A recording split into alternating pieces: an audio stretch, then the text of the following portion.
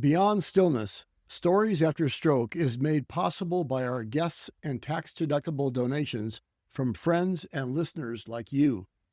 Join us in empowering stroke survivors with stories of wisdom, purpose, connection, and hope at www.beyondstillness.org.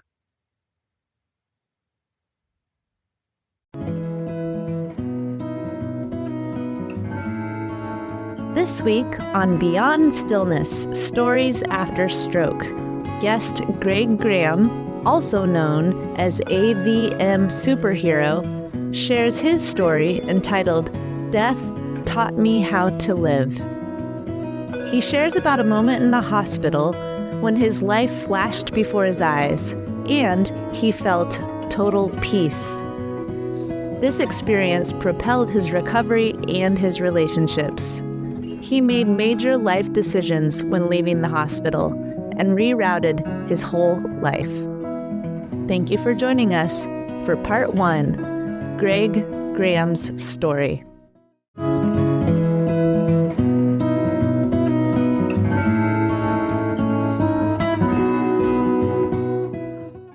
Hello and welcome to Beyond Stillness.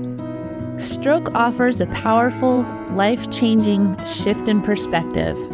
Each colorful memory creates a parable for life's greater teachings, a compass for journeys ahead, and inspired wisdom for unique growth.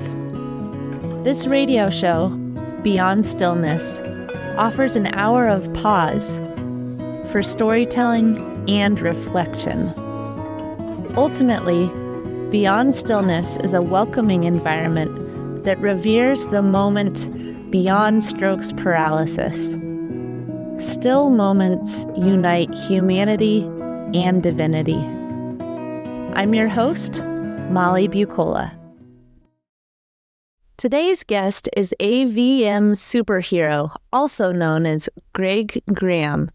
He suffered a very rare form of a hemorrhagic stroke, an AVM in his cerebellum.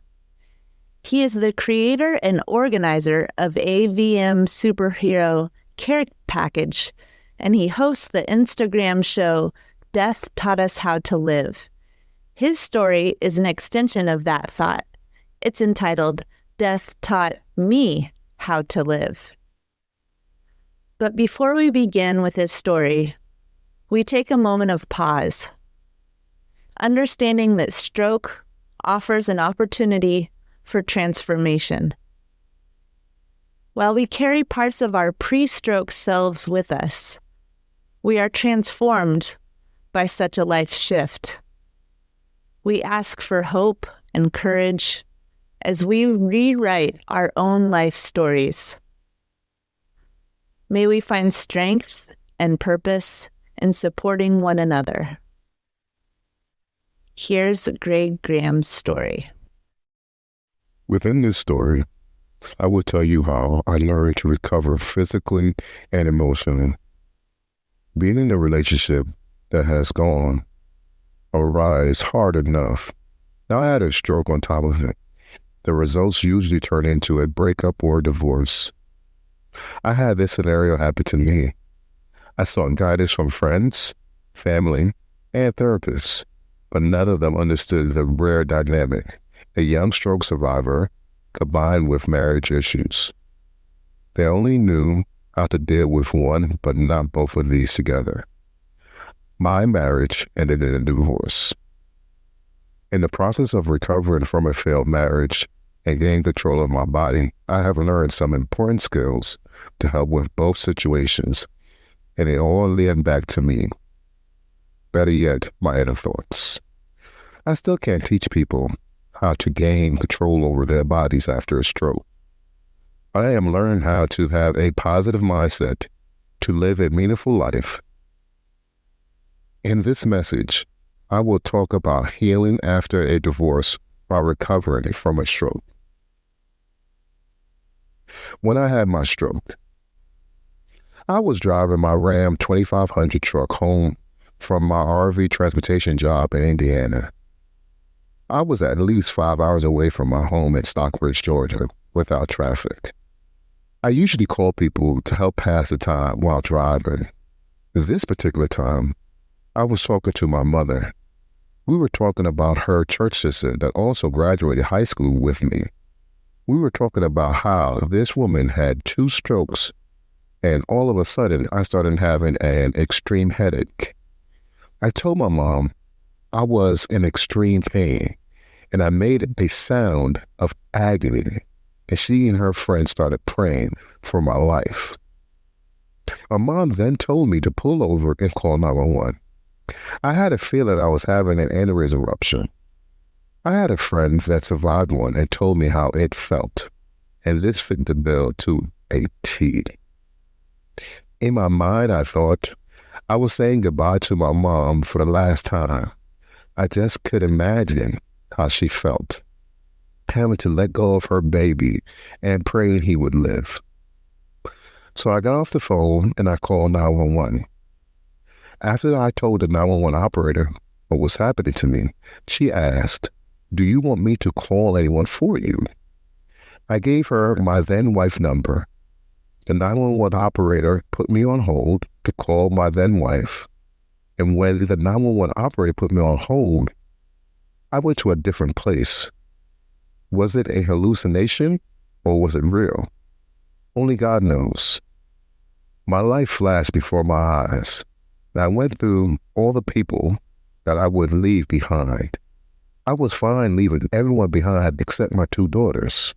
My vision paused, and I asked God to give me another shot at life, to teach my daughters what they need in life. And as clear as you hear my voice, I heard, "Okay." And the vision was over, and my recovery back to life began. When I woke, I lay there alone in my hospital room with 2 beds. I was 6 hours away from my home. I didn't know if it was day or night. I asked the nurses to take the clock down. I couldn't swallow, walk, or go to the bathroom. I had to rely on others to do everything for me.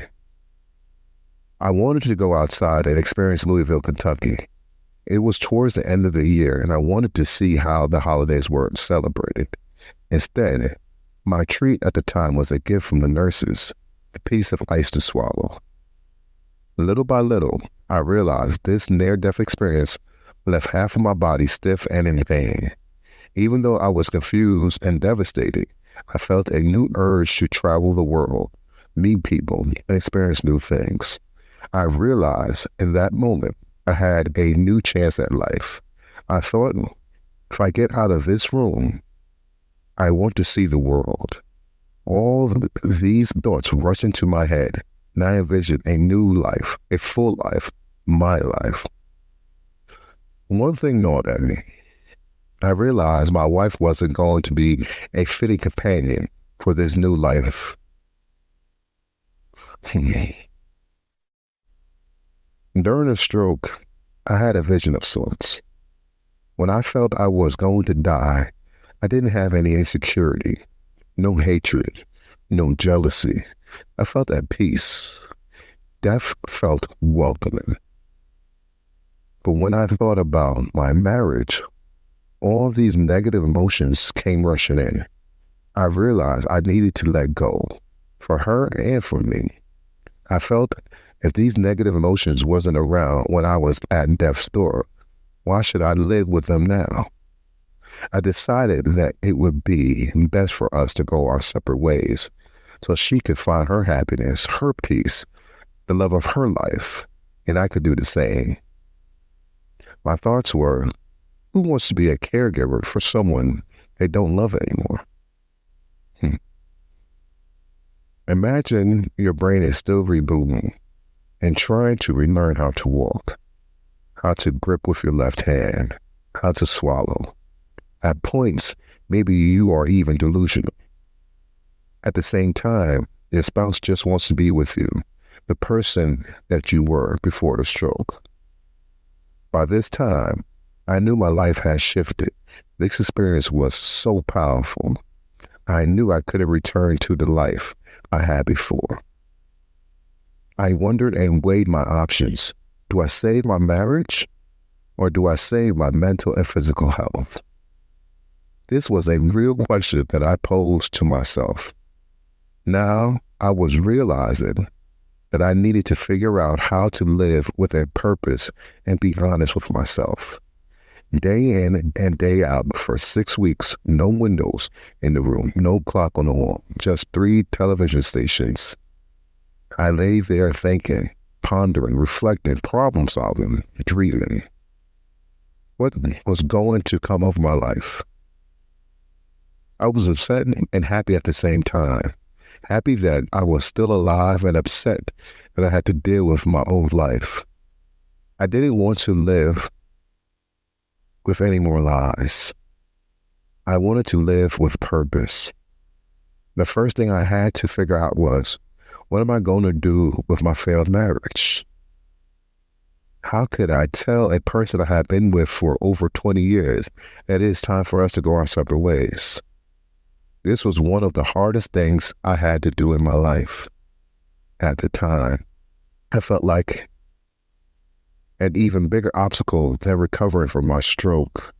The thought of the difficult conversation with my then wife was suffocating and stressful, but it had to be done. I didn't rush it, but I didn't let it take its natural course either. I told my then wife, I am tired of us arguing and hoping our relationship will get better. I will give us a year, and if it doesn't get better, we need to move on separately. It might sound or come off insensitive, but I was tired of arguing with my wife almost every day for years. What I went through with my stroke made me realize that life is short and it can be taken away at any moment. I just wanted happiness. I wanted that feeling without insecurity, hatred, jealousy. I wanted the feeling of total peace for both of us. But it wasn't that simple. At the time, I couldn't think properly, so I wasn't sure if I was making the right choice. Having a near-death experience or not, being impeccable with your words is vital. In my experience, telling people the hard truth, even if it hurts, will be accepted in the long run. When you lie to yourself or others, you are in bondage to that lie. After my stroke, I had 2 anxiety attacks that needed medical attention. In those moments, I realized that the lies were wrapping my mind and body bondage. The only way out was to be true to myself and others. It was easier for me to lie to keep people happy, so that's what I did before. Once I started to tell it like it is, I began to feel free. I felt like I could accomplish anything. I began to spend my newfound free time in purposeful way. I moved out of my house, sold my car and my jewelry, and started over. I was building my life as a new man. In fact, this is one of the situations that I did. My friend's mom had a stroke around the same time that I had one. He was her caregiver and was at his wit's end. He was exhausted, overwhelmed, and his physical health was suffering due to the stress, his new role as a caregiver. I decided to visit his mom, with her permission, of course. While we were talking, her spirits was lifted. She finally had someone to talk to that understood what she was going through. As I left the house that day, I realized the importance of connecting with other people in the stroke community. Yes, those who had suffered strokes, but also those who care for the survivors. So for my birthday that year, I decided to do something on Instagram. I wanted to give back to caregivers who were stuck at home during the pandemic. I took some of my own money and bought a caregiver's basket. I asked people to nominate caregivers for AVM and TBI and stroke survivors that they felt needed a pick-me-up. I then realized I would not be able to maintain this by myself, so I asked people to donate items to be gifted for the basket. I wanted to publicly thank the caregivers and bring awareness to the works they do after a dramatic shift in their lives. So the AVM Superhero Caregiver Package was born. Once I came to the realization that pre-stroke Greg Graham had died and someone different took his place after my AVM rupture, I had a funeral. I took everything that pre-stroke Greg owned physically and emotionally and sold it, or wrote it down and burnt it. The reason for this funeral was to get rid of everything that my old life had, except some of my family and friends, and start life completely over. I had to release old stories that gave me anxieties. Here's another example. I know I give a lot of examples. If a person comes back from a military war zone and walks down the street, and all of a sudden he or she hears a car backfire, their body freezes as if they are back in the war zone. The body doesn't understand the difference between the past and present. It just reacts to a story. After the stroke, I had to release my old stories and write a new one. I started to be honest and live in the moment, and my high anxiety levels has been non-existent ever since. Now let's talk about being a father after a stroke. This was a very difficult thing for me, but a necessary action that had to be done. I was satisfied with my recovery, but I was having a hard time reaching my pre-teenage daughters. I tried to be their friends, play games with them, and give them everything I had. And I realized this is not what they needed. They needed a father. They needed my wisdom. They needed to see me succeed in life. I stopped being their friend and became a father by example. I created an Instagram show called Death Taught Us How to Live. It is a place where people that had near-death experiences come and express how life is precious and inspire others to live life to the fullest. Once I created this show, I showed my daughters you can be disabled and still reach people all over the world by telling their survivor stories. I also was not able to be athletic anymore with them, but I was able to help my daughter serve in tennis by picking up her balls and putting them back in the basket so she could continue servicing without taking a break. I did what I could. These were the lessons that I know that they will never forget and memories that they will always cherish. In turn, I learned to give myself to others. The act of service gave me a sense of hope and made my OT and PT easier to do because I wanted to get stronger to give more. Now let's talk about relationships. When you or your partner have a stroke, the relationship changes for both involved. The stroke survivor is trying to restart their brain and can be selfish, while the other has instantly become a caregiver or a nurse, or both, and want to make sure the stroke survivor stays alive and comfortable. A relationship that was in turmoil already might have a difficult time surviving when the relationship is not the main focus anymore. My marriage was one such example. I was so determined to find happiness that I completely disregarded that it could be found in my current situation. I have come to realize building a broken relationship is similar to learning how to walk again. When relearning how to walk, you will fail multiple times. If you stop after you fail, you will never walk again. So keep trying. In hindsight, this is something I didn't do with my marriage. I was so determined to let my trauma and my hurt dissolve my marriage. It didn't help that when we went to counseling, the marriage counselor didn't have any experience with stroke survivors or caregivers. We went for 5 weeks and did all the assignments asked of us. At the final session, she gave my wife a pamphlet about stroke survivors. that said people that have strokes are completely different. That was the last straw for me. I left the therapy feeling empty. We wasted 5 weeks of therapy working on a normal marriage, not a marriage with one of us having a brain injury. How did I learn how to walk again? I watched my grandniece and noticed when she failed at a new task, she didn't complain. She just tried again until she got it. That is how I gained my inspiration, not give up on my recovery.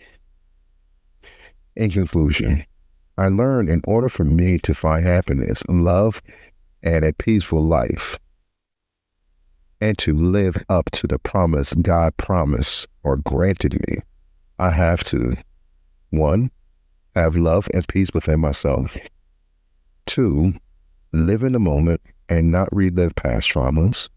3, understand everyone has a different experience in life, and I have to be open and selfless even when I am the patient.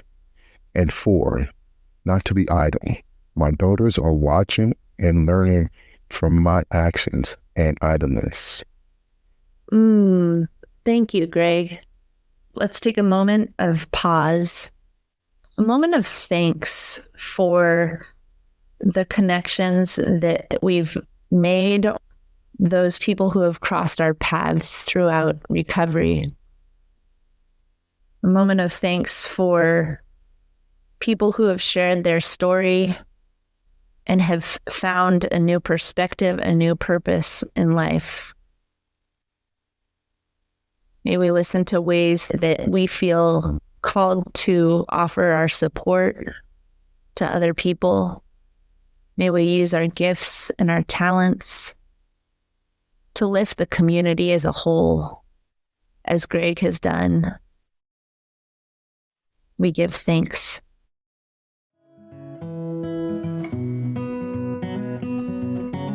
Thank you for devoting time and space to listen to Part 1, Greg Graham's story. Stick with us for Part 2, Greg Graham's interview. Each colorful memory creates a parable for life's greater teachings, a compass for journeys ahead, and inspired wisdom for unique growth. This episode of Beyond Stillness, Greg Graham, also known as AVM Superhero, shared his story entitled Death Taught Me How to Live. He shared about a moment in the hospital when his life flashed before his eyes and he felt total peace. This experience propelled his recovery and his relationships.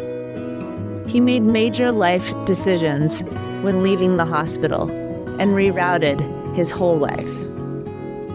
If you enjoyed this moment of pause for storytelling and reflection, please like, share, or subscribe to the Beyond Stillness Stories After Stroke podcast. Again, thanks for listening. And remember, as part of the stroke community, you are more than supportive. You are inspirational.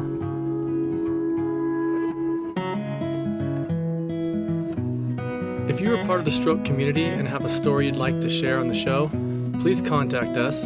Email molly@beyondstillness.org.